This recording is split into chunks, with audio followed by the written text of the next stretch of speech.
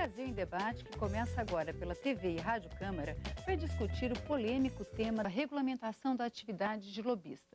Nossos convidados são os deputados Chico Alencar, do PSOL do Rio de Janeiro, e Carlos Aratini, do PT de São Paulo, que tem um projeto sobre a regulamentação do lobby. Deputado, quem é que pode ser lobista? Eu pergunto por quê. Nós temos, às vezes, pessoas que saem de cargos públicos e imediatamente começam a trabalhar a favor de determinados interesses, trabalhar com entidades, sejam patronais, sejam de empregados, mas que essas pessoas têm uma influência, seja moral, seja de informações, muito grande. Essas pessoas teriam que ter uma quarentena ou elas podem imediatamente começar a trabalhar como lobistas? Olha, já algumas funções do poder público se exige a quarentena após deixar o cargo. O caso das agências reguladoras, por exemplo, já está instituída a quarentena após a pessoa deixar o cargo de direção de alguma agência. Isto é, ela tem um determinado período em que não pode assumir essas funções. Não pode assumir funções em empresas que são reguladas por aquela agência. Então, isso já existe, mas isso nós teríamos que tratar numa outra lei. Agora, esse debate eu acho importante que você colocou. Isso o projeto não toca, né? O projeto de 2007. Não tem, não sei se é o substitutivo do Colnago, acho que não. Ele fala que de 1 ano, 12 meses. Ah, sim. Então, mas o problema, quer dizer, 40. De todo jeito, a gente tem... O projeto não consegue resolver todos os problemas. Como disse o Chico aqui, até uma garrafinha de vinho, né? O que nós falamos aqui um pouco da ideia que ele ironizou aqui com boas maneiras, né? O curso de boas maneiras. Mas, na verdade, o que existe? Existe, tanto da parte do poder público, tem que ser demonstrado, especificado o que pode e o que não pode, né? Isso é bom deixar claro. No projeto de combate às empresas corruptoras, por exemplo, nós instituímos que as empresas que tiverem programas de compliance, né? Que é programas que ele chama de boas maneiras, mas de comportamento, de como os agentes privados devem se relacionar com o poder público, também terão atenuantes em eventuais punições. Então, é evidente, você fala, não, isso não resolve, não é o que vai resolver, mas isso é uma certa clareza desse relacionamento. No Brasil, a gente não tem esse costume de ter essas regras de relacionamento, essas formas de comportamento bem definidas, mas é necessário que a gente avance por aí. É necessário que fique claro que determinados tipos de comportamento não induzem a uma boa prática. Quer dizer, nada impede que um lobista seja amigo de um deputado. Então é amigo e tal, mas à medida que aquela amizade se transforma na busca de um favorecimento para a empresa dele, então a gente vê que isso muda de caráter, né? Então eu acho que a gente tem que deixar claro isso, temos que estabelecer esses padrões, né? O Brasil, o poder público, vamos dizer assim, durante toda a sua história foi muito esculhambado, vamos dizer a palavra, quer dizer, feito de qualquer jeito, e estamos na hora que temos que ter certas regras para que as coisas funcionem de uma forma um comportamento melhor, para que essas regras de anticorrupção, elas prevaleçam, entende? Então a gente acha que a gente deve disciplinar esse tipo de... E não só no legislativo, porque é muito criticado o legislativo. Mas essa atividade do lobby, ela é muito mais importante, muito mais forte junto ao executivo. E o executivo é onde se tomam as grandes decisões. Nós aqui votamos leis e tal, mas o dia a dia da administração pública é o executivo. E é o executivo que tem que ser, evidentemente, mais organizado e a atividade do lobby melhor identificada. Deputado Chico Alencar, o senhor é um crítico do nosso sistema eleitoral, deixa bem claro que as pessoas são eleitas por determinados interesses.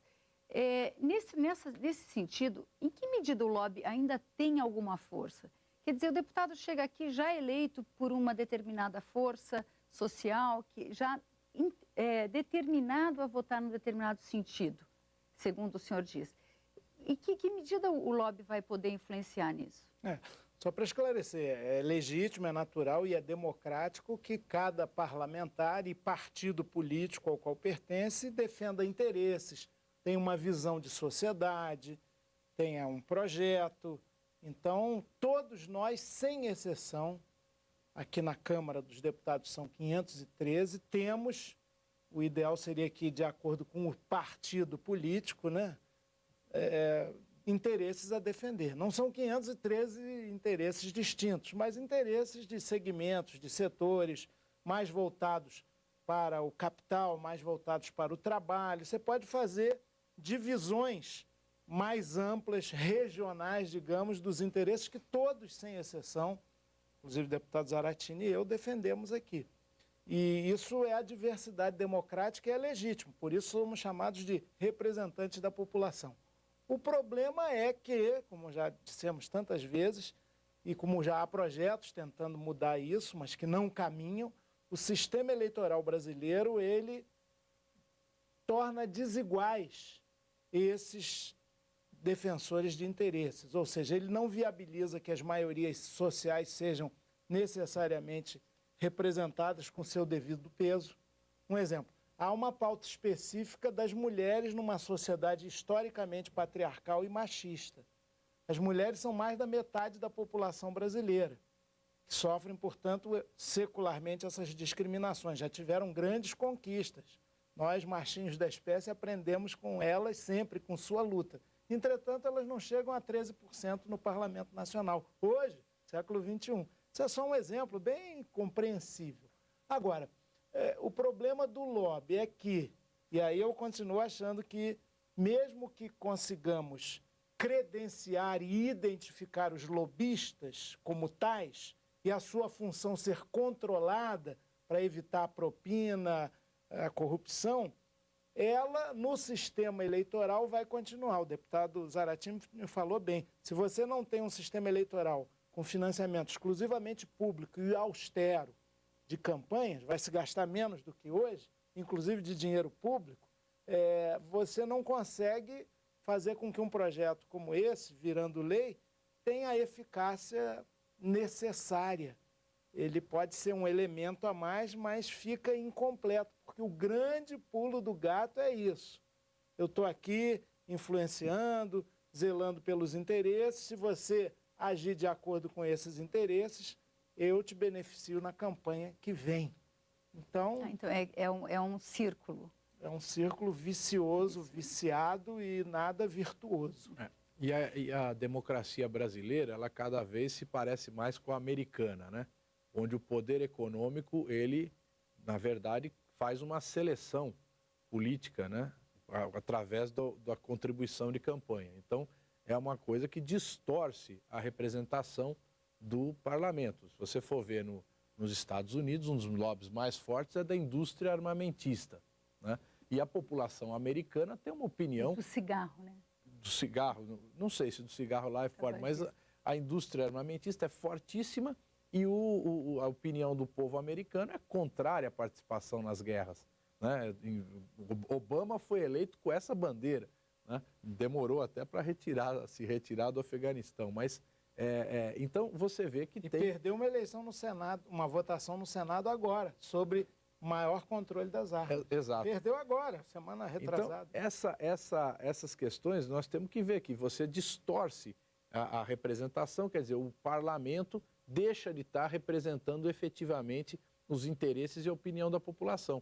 Então, esse jogo, essa influência do poder econômico, que começa, e aí tem essa relação, eu concordo com o Chico, entre a atividade parlamentar e o financiamento de campanha, ainda que às vezes você seja obrigado a votar, quer dizer, nós temos o dever de votar em questões em que nós nem temos algum lado claro. Vou dar um exemplo aqui, por exemplo. Outro dia, na Comissão de Minas e Energia, uma lei que regulamentava o bujão de gás. Então, tem uma disputa entre aqueles que vendem gás organizadamente, cumprindo uma legislação, e aqueles que não cumprem. Então, era uma lei para... Eu não conheço nenhum dos dois lados, mas eu tive que me posicionar nessa questão. E todos nós aqui temos que nos posicionar em questões que às vezes não temos nenhuma relação nem com um interesse, nem com outro interesse que está em disputa, né? E isso existe também um posicionamento frio que não tem a ver com campanha. Quer dizer, eu não conheço ninguém dessa área, continuamos não conhecendo, mas você tem que se posicionar. E aí, muitas vezes, a atividade do lobby pode exercer um papel positivo, que é esclarecer, olha, a opinião nossa aqui é que esse projeto tem tais e tais efeitos. O outro lado pode falar, não, mas também tem esses efeitos. E você opina de acordo com aquilo que você considera o melhor para a população ou aquilo que é o seu ponto de vista, né? O projeto está tramitando desde 2007, esse de regulamentação, credenciamento e identificação de lobistas. A indagação que faço, porque eu não tenho acompanhado para e passo aí, já está aí 6 anos. Há lobby dos lobistas contra o projeto que regulamenta o lobby? Olha, tem uma parte, Chico, tem uma parte dos lobistas aqui de Brasília, são os lobistas organizados aí em alguns escritórios que prestam assessoria às empresas, que são totalmente favoráveis, porque a função deles, a categoria deles, vamos dizer assim, é reconhecida no projeto. Existem interesses empresariais e representantes de empresa que já me falaram que acham um absurdo ter que andar de crachá, né? Então acham um absurdo. Agora, eu diria que existe uma outra coisa, que é aquela, vamos dizer assim, uma certa má vontade ou uma falta de vontade em organizar essa coisa. Então o projeto fica lá parado, entende? Nas comissões, né? E isso é muito ruim, porque não se abre o debate efetivamente. Agora né? vai andar, deputado?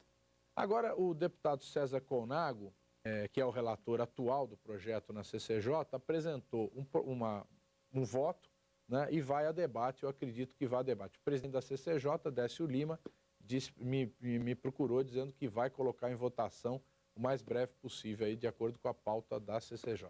Bom, então vamos esperar a continuidade desse debate. Eu agradeço a presença dos deputados. O Brasil em Debate termina aqui. Eu sou Vânia Alves e esperamos todos vocês nos nossos próximos programas.